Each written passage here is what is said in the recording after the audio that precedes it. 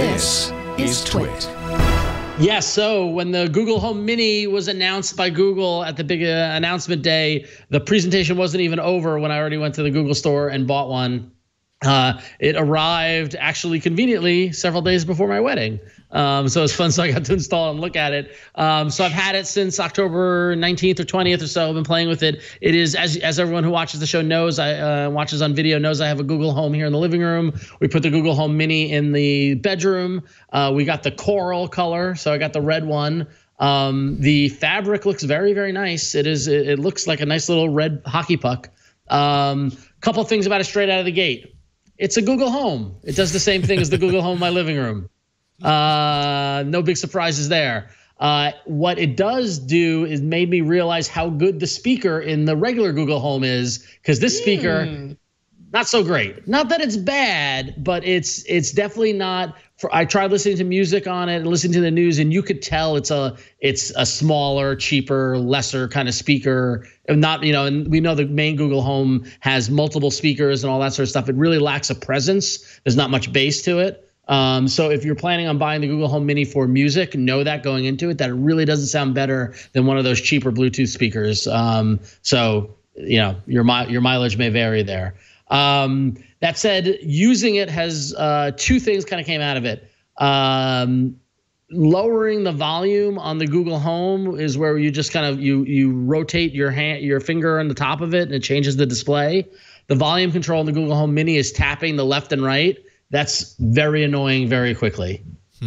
Just the subtle difference in the interface change is just like, for a moment, I got to say, oh, wait, which one am I using? Like, I found myself trying to rotate the top of it and have the volume go down. I'm like, oh, no, I need to tap the left. And so that's just a kind of nitpicky user interface thing.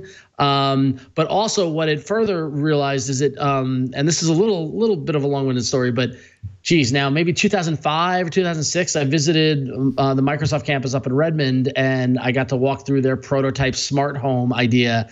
And this was all built off of Bill Gates' vision for a connected home. And one of the ideas was that you wore a little thing, and as you walk through the house, if you're listening to music or watching TV, the media traveled with you from room to room.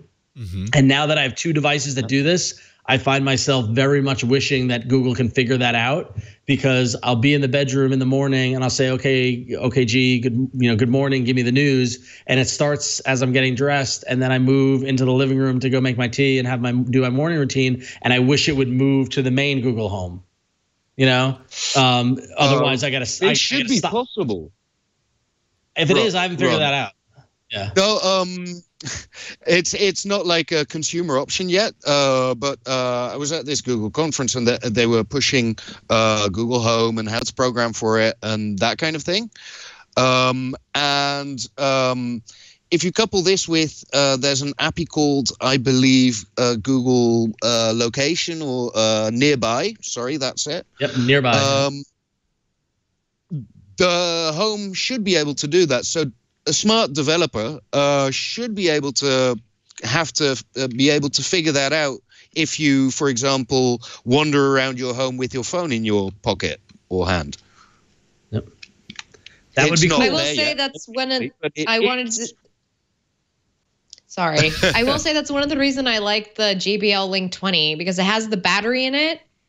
And so as long as you're on the same Wi-Fi network. So you just take it with you.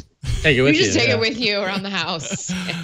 Although another solution for this, Ron, is do you ever use the voice command in all rooms or on all speakers? No, I haven't, and that's a good point. I should try that tomorrow morning. I did read about that when I was looking into this, and I should try that. Yeah, because I know it works with music. We do it all the time, and I feel like the number of Google Homes in our home is rapidly expanding. So when you do that, the house gets really loud, really fast. But it works perfectly. I'm pretty sure it would work on Tell Me About My Day or whatever the morning briefing is. Yeah. You just say good morning, and it goes through the weather, and then it goes through your order of news outlets. Yeah, right. Yeah. So try it on all speakers or in all rooms and see if that works. I will try it tomorrow. But you've plugged it into Chromecast audio, right?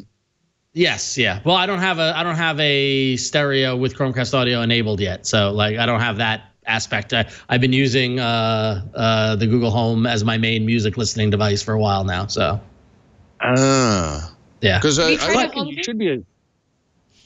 Sorry. Ladies first.